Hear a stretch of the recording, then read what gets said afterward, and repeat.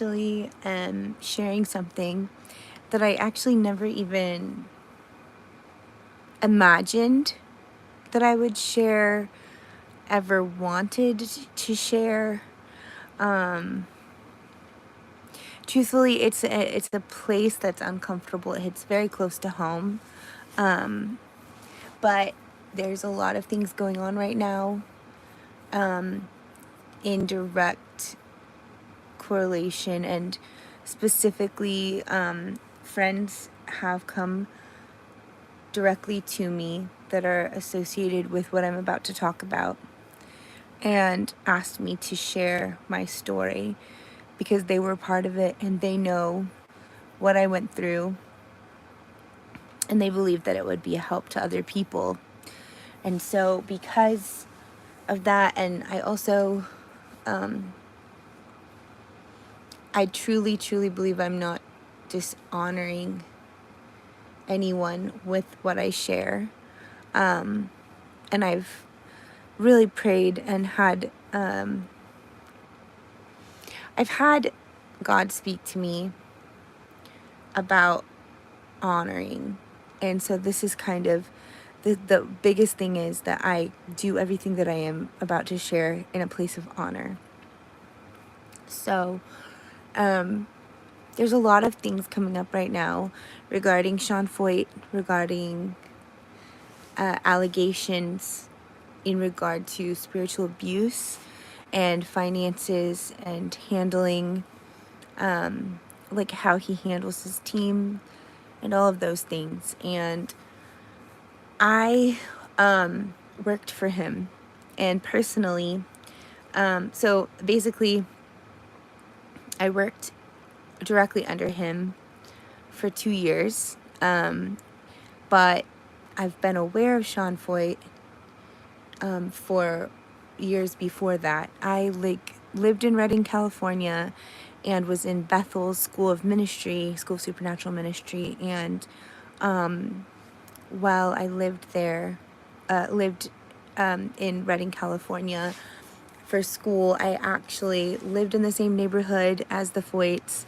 and friends of mine that I was nannying for at the time also lived close, so they were always dropping kids off at school together.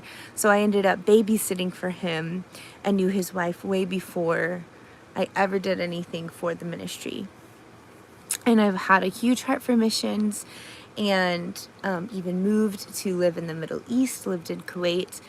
And friends of mine were part of the Light a Candle when they were in 3rd year and ended up serving under that ministry long term. So like people that I had been in school with ended up working for Light a Candle. And in the middle of the COVID lockdowns, these friends knew that I'm a missionary, that I've lived in Kuwait, that I have a huge heart for the Middle East. And when the COVID lockdowns were going on, I started seeing all of these Let Us Worship things coming out. And there was this amazing, beautiful, like, just passionate expression of the kingdom that was happening. People were getting baptized. They were coming to Jesus. There were just like these like wild open air worship service things that were going on. And I had, in the middle of COVID, kind of had my own stance of like, no one's going to stop me from worshiping. And so I really connected to the message.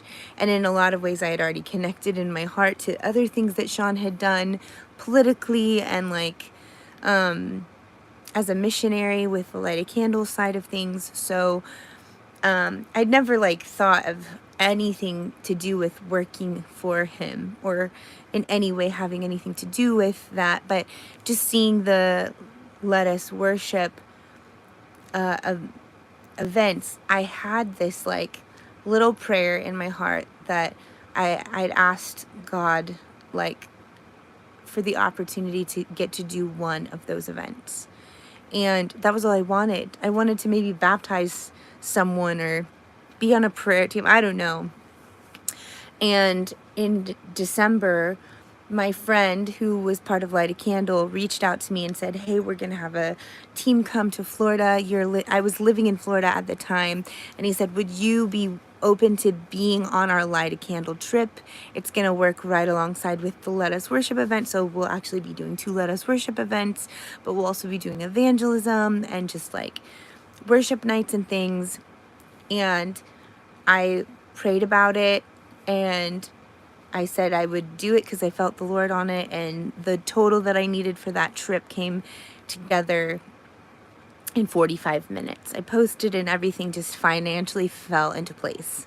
So the long story short, I'm doing this Light a Candle trip with Let Us Worship, and when we go to West Palm, there's just the most wild things start happening. The very first time, these prodigals that had just not been following God for years started running up to the stage and saying, I've been away from God, I'm a prodigal, I'm giving my life back to God. And like, there was all of these druggies that just started throwing their drugs on the stage. It was very spontaneous. It was so beautiful. There were people that started getting like really, really deep healing from like spirit of suicide and things. Like really strong things started happening. And so that was basically the moment when the leadership team and Sean decided we're going to stay here longer. And everyone else that I was a part of with that trip decided that they needed to go home. I decided that I felt God on it, and I had my car, and I spoke to one of my spiritual leaders, and they were like, what's the worst that could happen if you stay? And I was like, I guess nothing. Like, I go home. If I run out of money, I go home. And so I just stayed, and it went for 11 days straight. And that whole time, I was just like there, part of the ministry team. Like when I would go, like basically during worship, I would just be there with the Lord, and he would point out people to me, and I would just go through the crowd praying for people and watching the Lord minister to people, and some people got healed, and it was just really beautiful. Like there was people that got delivered from demons and things. It was just so special, and the Spirit of God was definitely moving. And at one point, and this is basically where it all started for me. I knew the leadership, the Let Us Worship leadership and stuff, and I had been kind of, this is earlier even in that maybe like within the first 7 days, there was a leader up on stage, and he said, pastors and leaders, like, we want to honor you for praying and sowing into, or like sowing in prayer into this movement. It's because of you that this is happening. And I just was like, yes, Lord, bless these leaders. And I literally got just hit in my spirit, and I ended up on my hands and knees on the ground, and the Spirit of God spoke to me and said, you prayed for this, and I want you to steward revival with this movement. God's saying to me, you've been praying for revival, and I want you to steward it with this movement. And I knew it was a call directly from God. And I knew that he was asking me to do the scariest thing ever, which is just to like lay my life down and not know how anything is going to work out and just say yes to God. And so that's what I did. And I asked God, like, how am I even supposed to help this ministry? I'm not employed by this ministry. I don't know what to do. And he like basically pointed out to me the 2 interns that have been serving this ministry. One is like Sean's assistant, and he says, go tell them that you'll do anything. So I get up and in tears go and tell them I'll do anything. And that's when my journey with Let Us Worship began.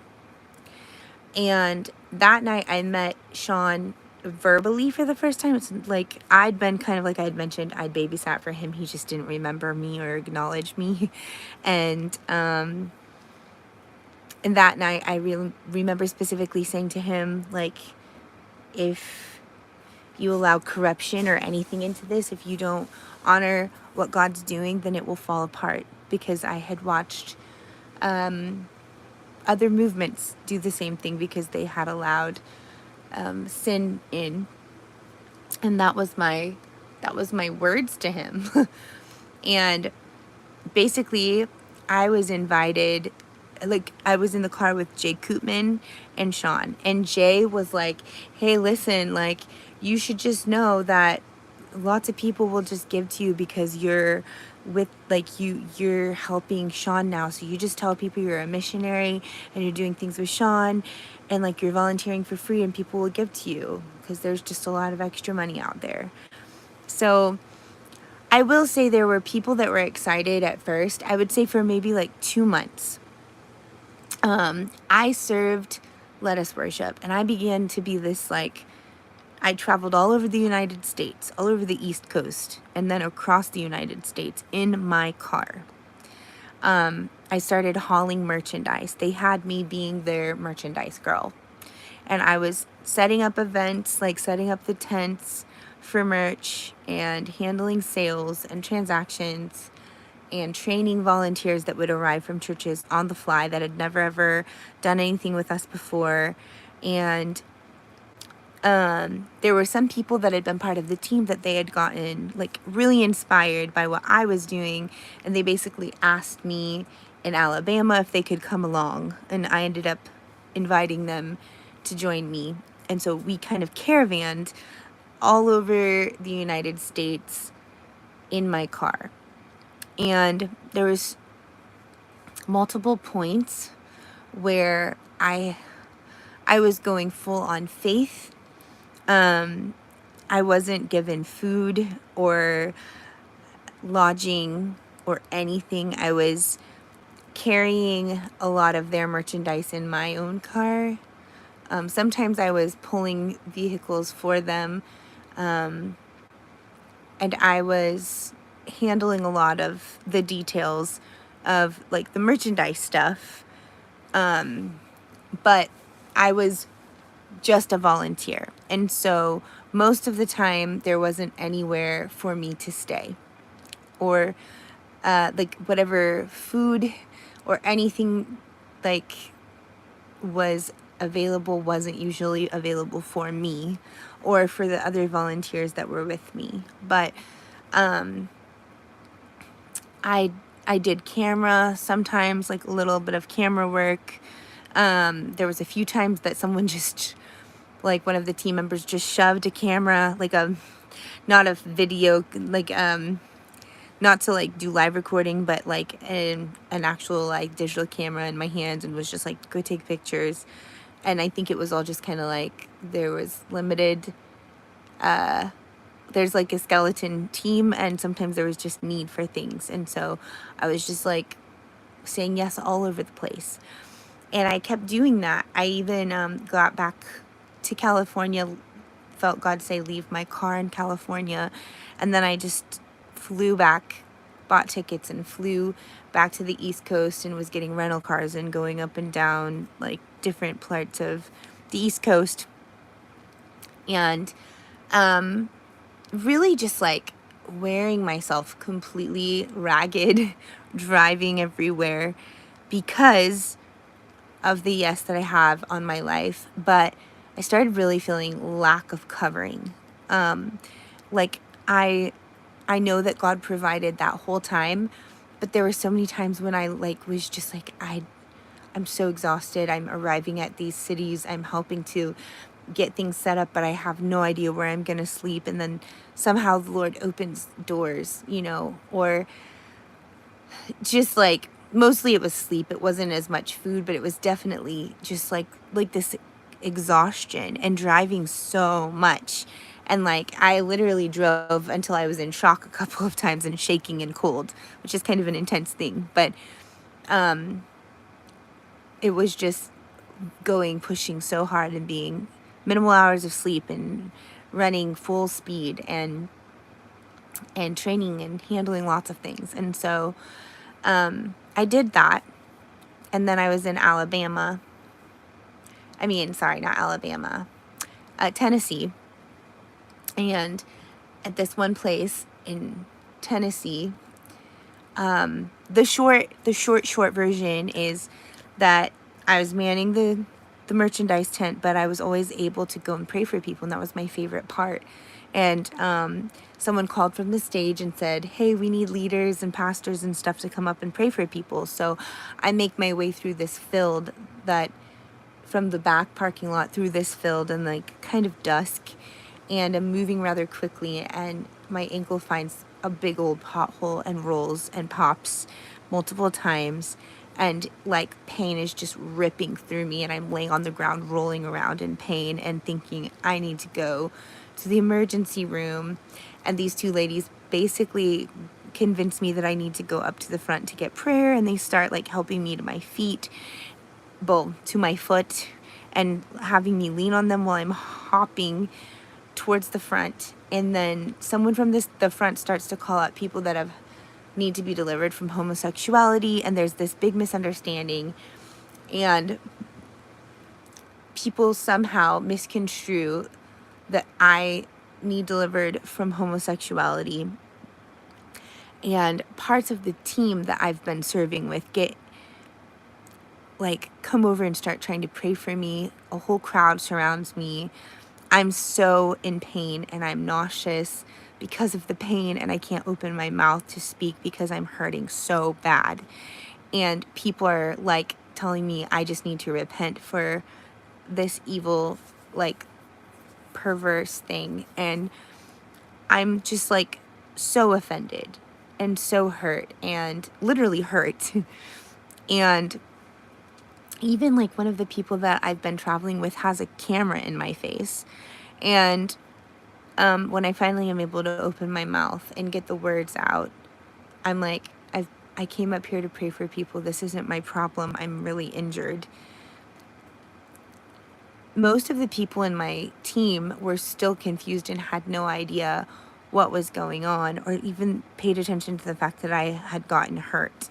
And so I was, like, most of the team left. No one bothered to check. I was just this glorified volunteer, and I had to handle all the merch. And I had a very swollen ankle, and I drove the car an hour and a half to the next city with that ankle hurt because no one was available, and no one from the team even thought to care, and had publicly presented me as someone that was battling with homosexuality, even to people who were regularly watching this and sewing into me in connection with this ministry. And the next day, the information gets out that I was injured, and I hear, like, where it gets back to me of the conversation that went down at the table with Sean and the team, and everyone was kind of laughing, embarrassed, and was like, well, I guess it's good that she's part of our team and not someone else. Good thing that it happened to her and not someone else.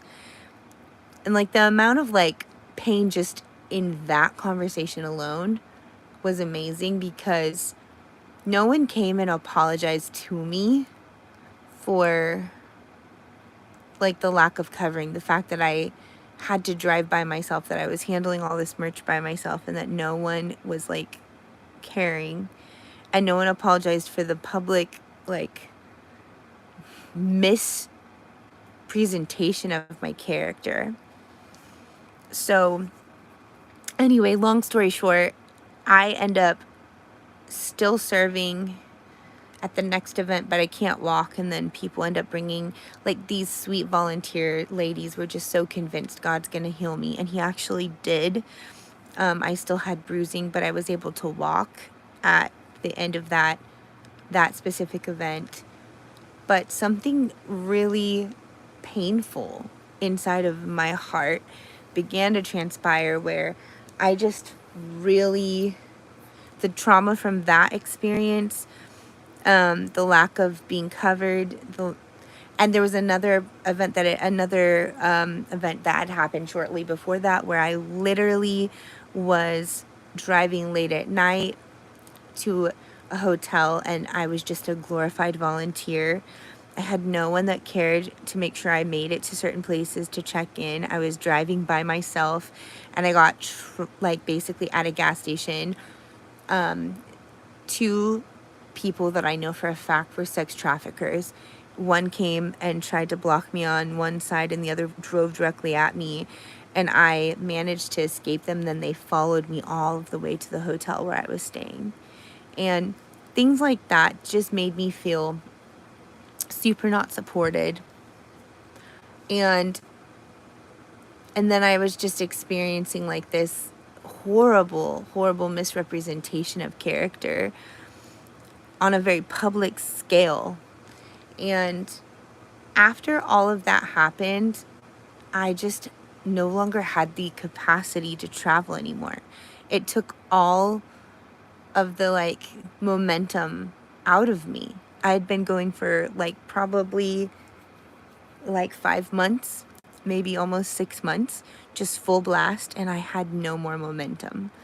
And I felt the Lord say, go back to Redding, California, and serve the ministry from there.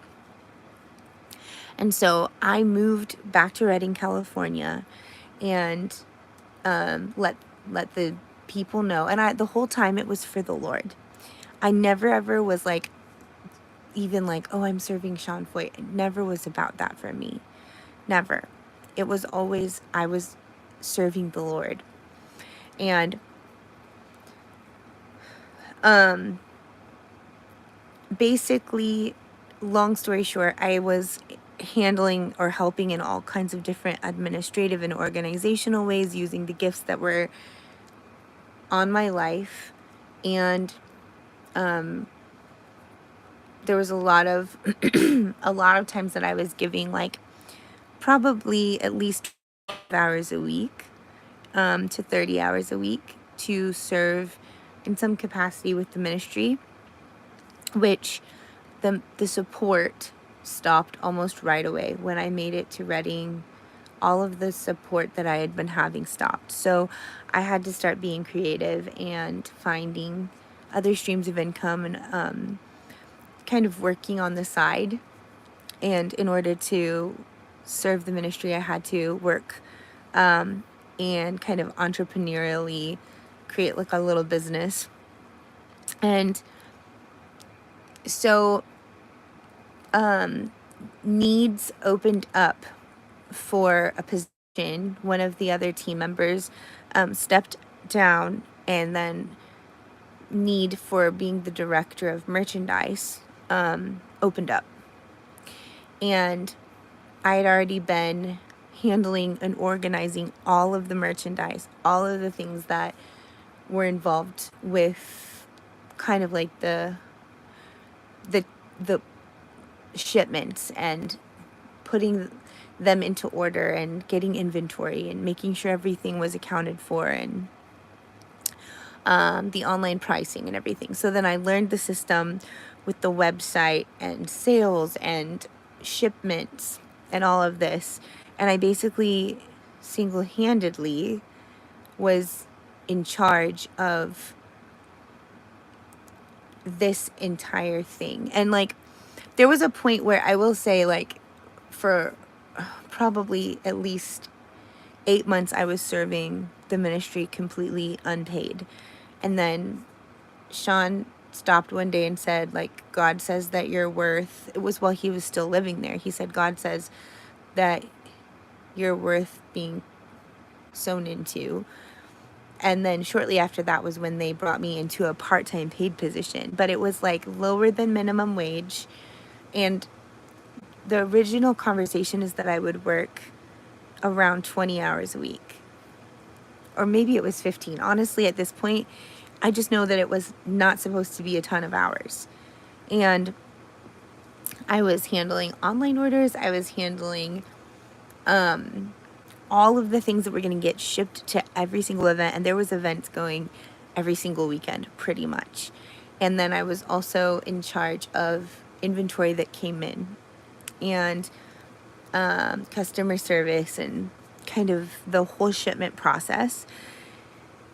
And then I kind of had started writing little tiny prophetic words on each package, just out of a desire to send something connected with like the heart of the ministry. So I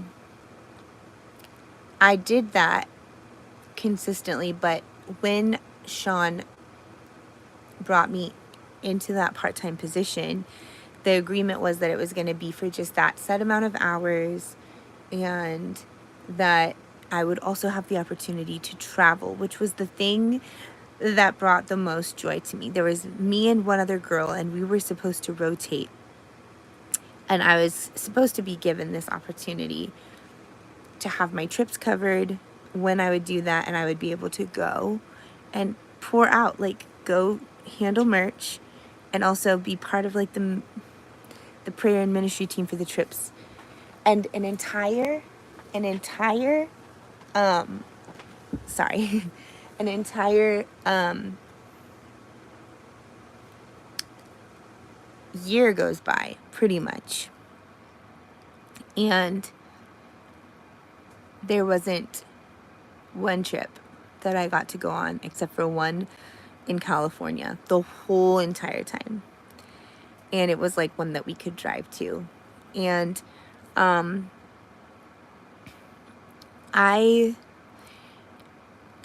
honestly, the measure of like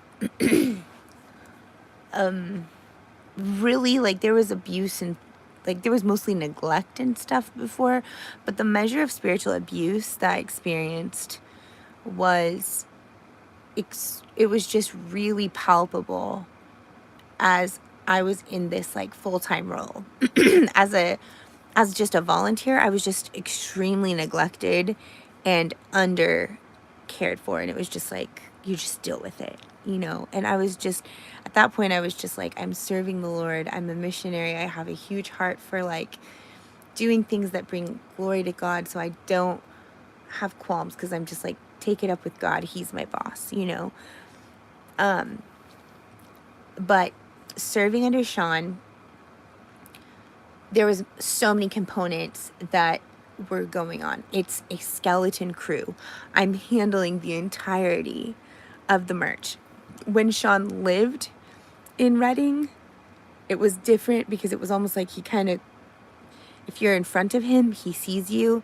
If you're not in front of him, then it's like you don't really exist, you know, unless you do something wrong, and heaven forbid you do something wrong, because then he's just super, super irritated, and it better not happen again, and you have to get it fixed. And there was like some misunderstandings and things that got put on me that weren't my fault, and the amount of pressure that everyone that's working for him feels to get things accomplished quickly and right is just intense all of the time. And the amount of, like, with Let Us Worship, there was events, and there was like, there was Hold the Line events, there was Let Us Worship events, and there was I can't even think of the other one. There was basically 3 different things that were happening all of the time, and then that didn't even touch the Burn 24/7 and Light a Candle things, which those ministries felt almost like they were the redheaded stepchildren, because at that time Sean was giving so much of his energy to the Light a Candle stuff, but Light a Candle was going at such a fast pace, such an intense pace, to just get everything accomplished and to schedule everything and communicate all of the stuff. And Jay Koopman had been hired to be a pastor, but he was not pastoral to me ever. There was not one point when he checked on me, touched base, tried to see how things were going. It was like maybe he talked to people when they were on the ground, but he never ever pastored me. He never even acknowledged me as a person. And when Sean moved, which there was multiple things that I felt really taken advantage of across the board. I helped him with his move, helped his wife a lot. And there was things I was supposed to be paid for I never got paid for, babysitting and in connection with the move. And I just literally was like baffled. I was like baffled at like the fact that it was so easy to forget the people that have helped to do things that were really important. And I even like brought extra stuff in like a big old shipment, like I don't know, less than a month later. And there was still just like no desire to remember or to make right like the things that I had helped with that I should have been paid for. And then um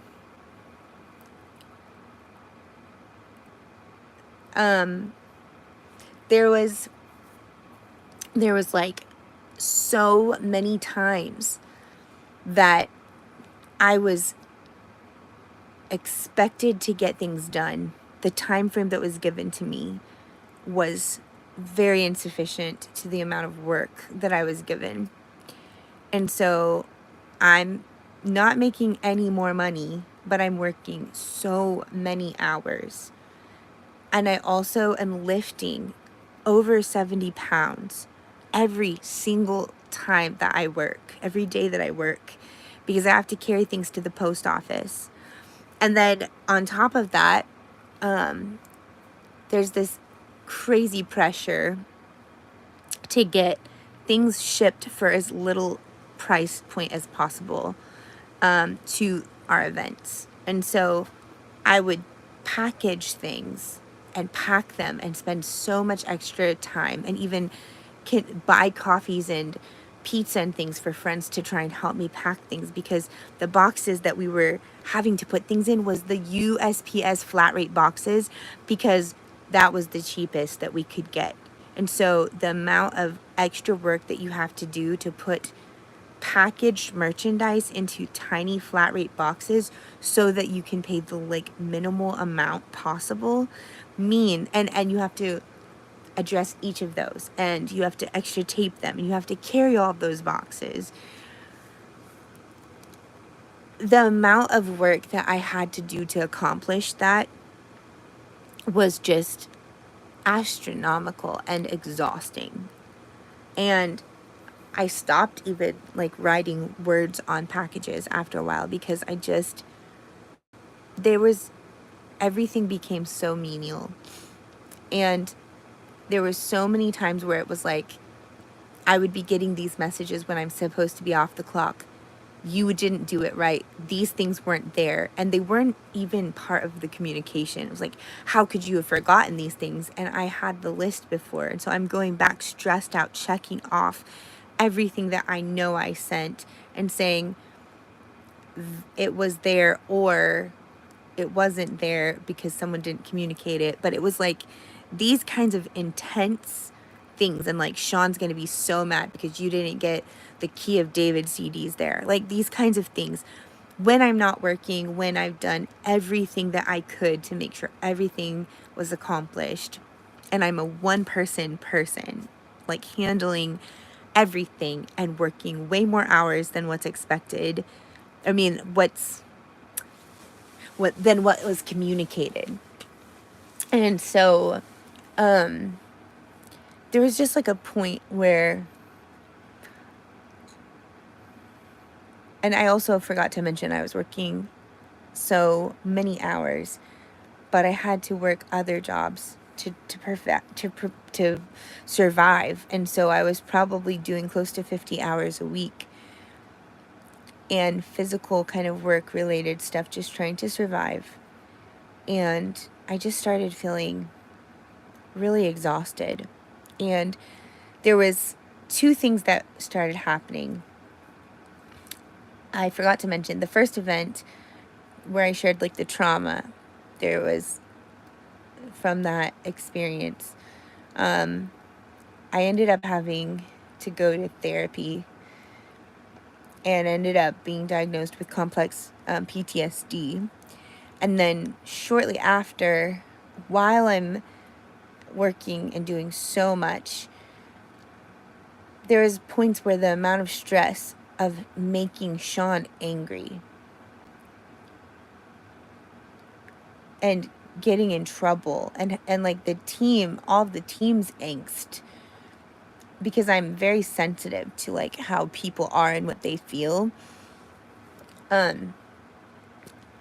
I would get so stressed out trying to get everything accomplished that I started having asthma attacks. I'd never had asthma in my life. didn't even know what it was. I just couldn't breathe anymore. And I ended up having asthma. And then I started having like pain in my body, and ended up finding out later it was like fibromyalgia type symptoms. And I was so exhausted all of the time and so stressed out. And I reached out to Jay. Well, what I did is actually I sent an email to Sean. Sorry, my bad. I sent an email to Sean, not to Jay, specifically communicating that there's things that he had committed to me. And this whole time, I just have to say, I had been praying. I was covering the ministry in prayer, and covering the Feuchts in prayer, and the leadership team in prayer, and would pray regularly for them. And I really felt like God kept saying, Sean, I'm trying to teach Sean about how to steward the people that I've given him. And all I could see all the time perpetually was that Sean saw value in the people that had money, but he didn't see value in the people that were serving him. And he would use them up and use them up and use them up, and then they would leave, and use them up and they would leave, and use them up and they would leave.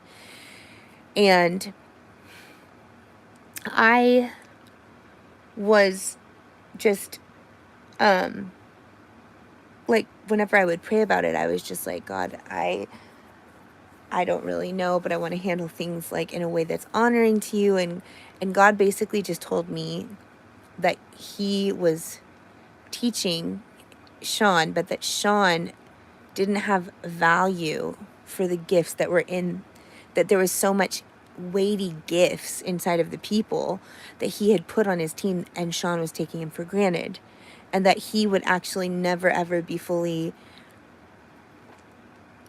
blessed and fully walking in what he's called to unless he learns how to steward what God's given him in the people that have been in his team.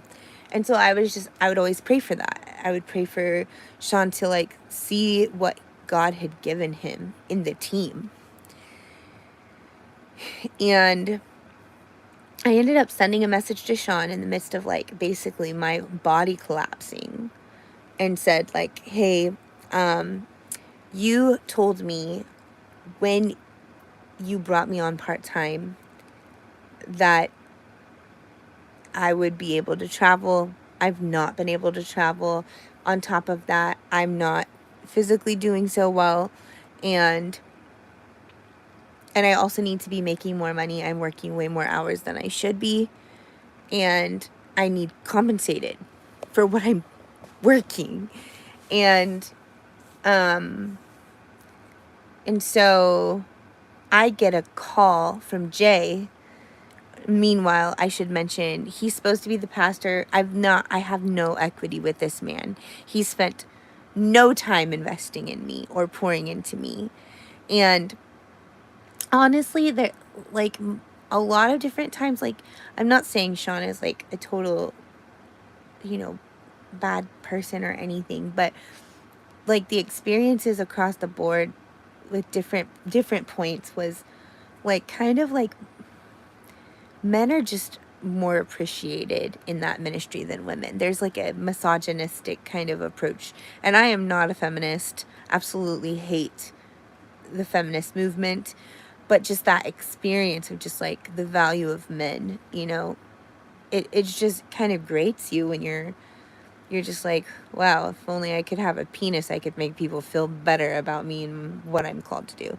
I'm being so sarcastic, but it's not very fun, really.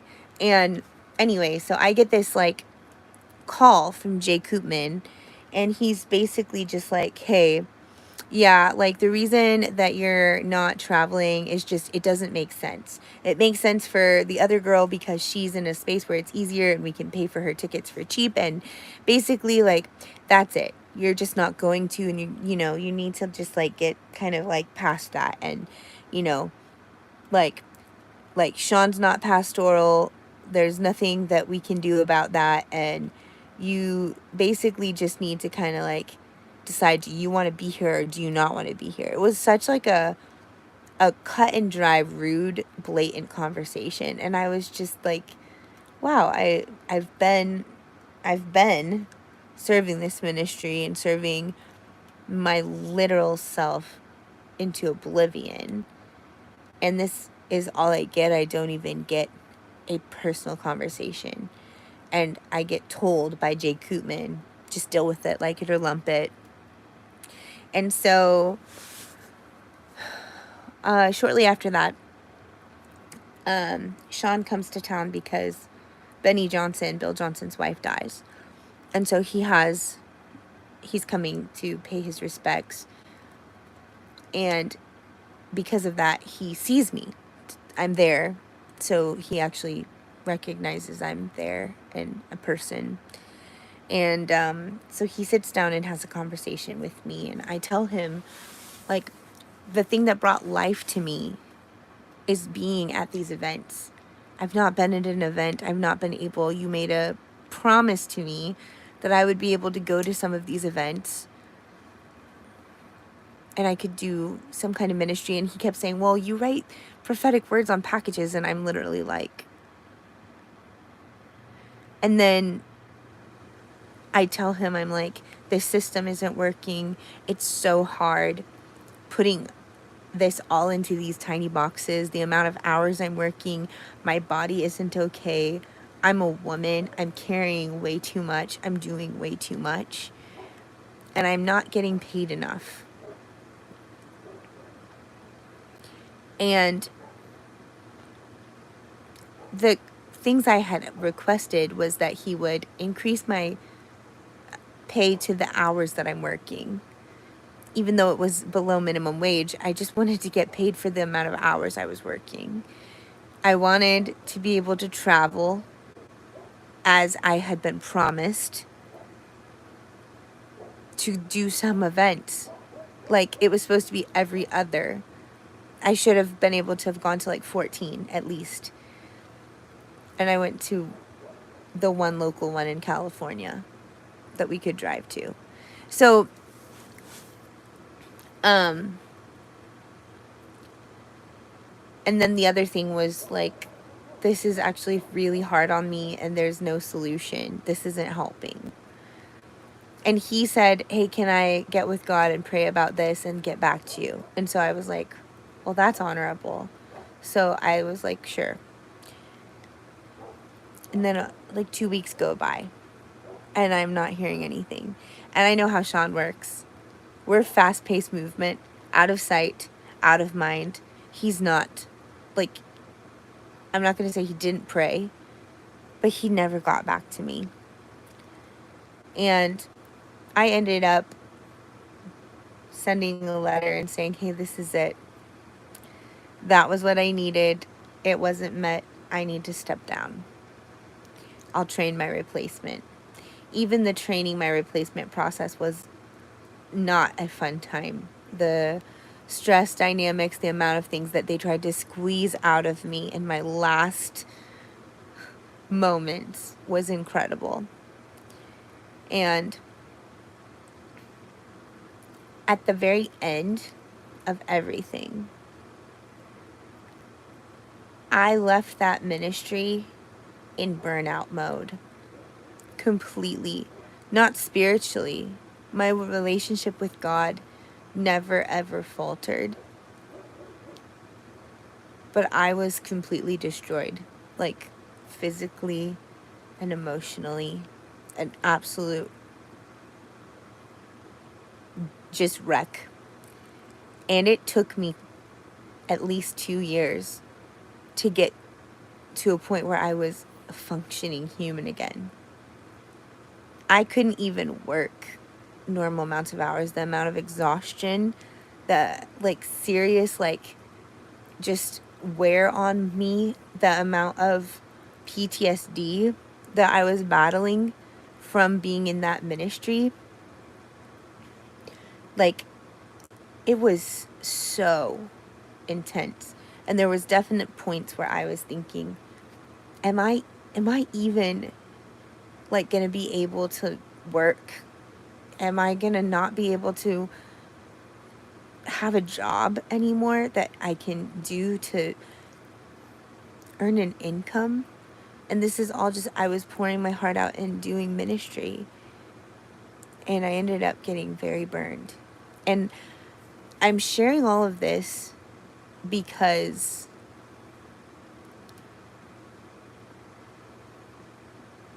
there's people out there that have been serving ministries and giving everything because they love God.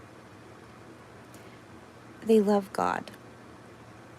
And there are people in leadership that take advantage because they know someone loves God and they know they can get what they need, and they use people up like commodities and throw them away.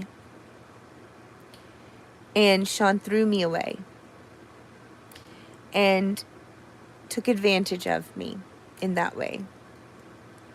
And he even left pets, and I ended up with one of his pets because she was starving a year later, and I ran across her and she wasn't even being taken care of anymore. So now she's mine. But I wanted, what the reason I'm sharing this is because, you know, Sean's being investigated for different things, and I never ever would go on anything to, you know, call him out or do anything dishonoring. But I'm doing this for people that have served and are serving a ministry, pouring themselves out and being used up. Ask God if there's a time frame that you should step out, and don't just feel like because God had you in a space doesn't mean that you're supposed to just stay there perpetually.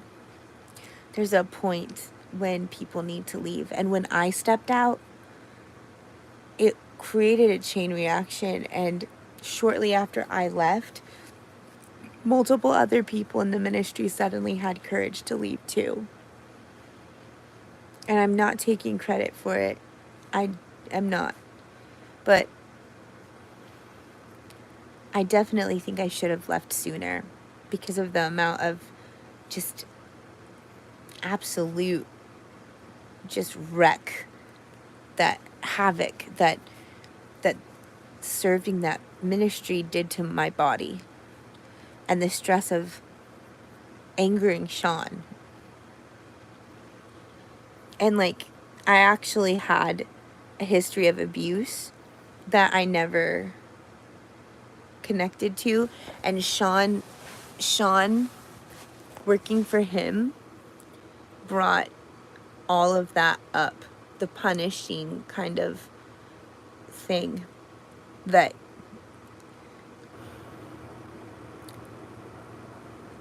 like it was never okay ever for things to not be done the way they needed to be. And it just it tied to all of this abuse that I went through as a child. And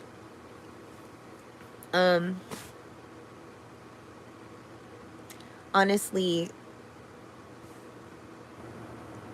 I truly believe that Sean, like, apparently he's being investigated for the handling of money incorrectly.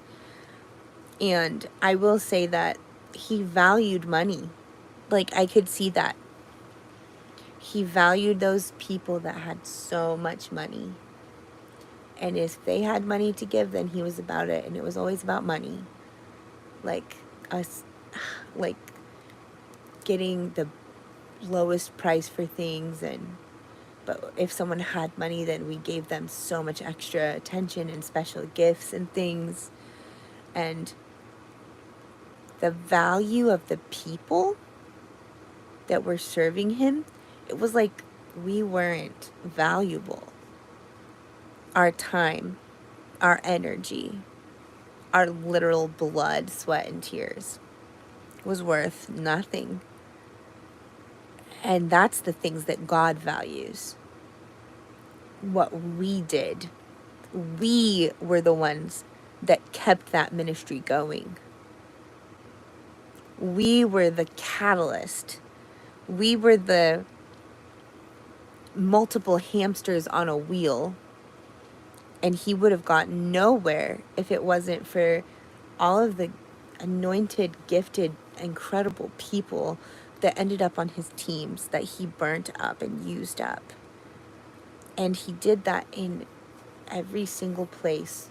I can look at all these places and all these people that served under every part of that ministry's umbrella. Light a candle, burn, 24/7, let us worship. And they're all not working for him anymore. Except for maybe one. But they've all been burned up. Incredible, anointed people. And so I just wanted to share, because burnout happens. And it's really bad. And I feel like it took some things out of me that I'll never be able to get back. And I'm not needing anything from Sean or Kate. Even though they owed me money, I don't even care anymore. I just want people who've been going through something similar to know that it's time for you to leave before you get so physically burnt out that you can't function. Don't do what I did. God bless you guys.